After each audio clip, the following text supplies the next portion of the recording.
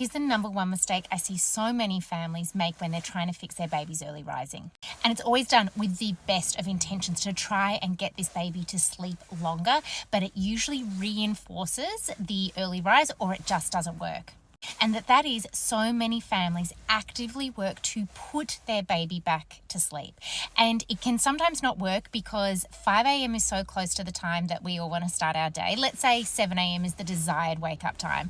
Melatonin and sleep pressure is well and truly running out, and you going in, shushing, rocking, patting, bouncing, all of the hands on things can be incredibly stimulating and interrupts any kind of chance that they're going back to sleep. Because you are their favorite person in the world and they are bright-eyed and bushy-tailed, and why would they go back to sleep if you're there?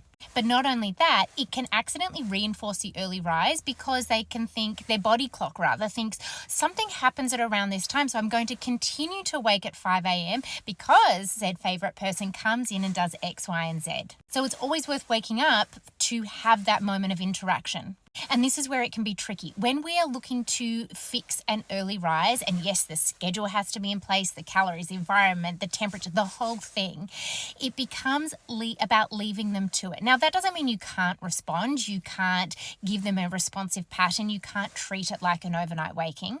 But the emphasis here needs to be on less is more for all of those reasons that I've just gone through.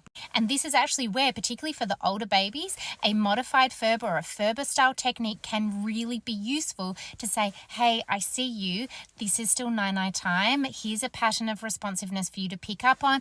I am going to reassure you with my check-ins and leave you to it until desired wake-up time of 7 a.m.